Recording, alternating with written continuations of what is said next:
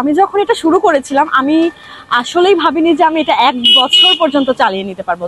যখন আমি এটা শুরু করলাম, ভালো রেসপন্স পেলাম, সবার সাপোর্ট পেলাম, তখন আমার মনে হলো যে না, এই জায়গাটা থেকে আমাকে আরো এগিয়ে যাওয়া উচিত। আসলে এখানে হচ্ছে যেমন অনেক বন্ধুসুলভ মানুষ পেয়েছি, যাদের সাথে আস্তে আস্তে ভালো সম্পর্ক গড়ে উঠেছে এই বইয়ের দোকানের মাধ্যমে। আবার এমনও অনেক সময় হয়েছে যে অনেকে খারাপ ব্যবহার করেছে। বইয়ের দাম তো বইয়ের তো খুব একটা বেশি লাভ হয় না, তো দামের সাথে যদি বনিবনা না হয়েছে তো বই ছুঁড়ে মেরে চলে গিয়েছে, এমন অভিজ্ঞতা আছে। স্বপ্নকুঞ্জ বুক শপের আছে কিন্তু 1 বছর পূর্তি।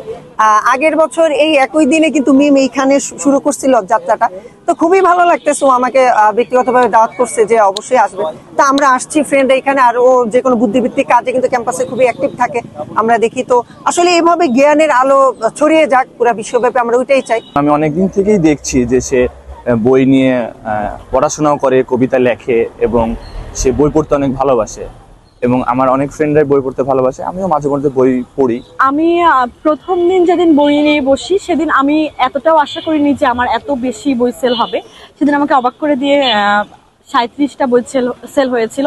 এমনকি তারপরেও আমি ভালো রেসপন্স পেয়েছি। আমি সর্বোচ্চ 50টা মতো বই সেল করেছি একদিনে। তো আমি ফার্স্টে ভেবেছিলাম যে এটা আমি চালিয়ে নিতে পারবো না, হয়তো আমার খুব বেশি হলে দিনে 5-6টা বই বিক্রি হবে।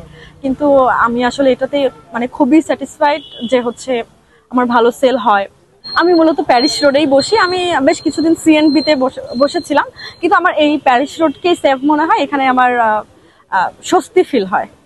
আমি ভবিষ্যতে যাই করি না কেন, বই নিয়ে আমার একটা প্ল্যান আছে যে আমি হচ্ছে একটা নান্দনিক লাইব্রেরি দেব, যেখানে বই পড়া যাবে, বই কেনা যাবে, বইয়ের সাথে সময় কাটানো যাবে।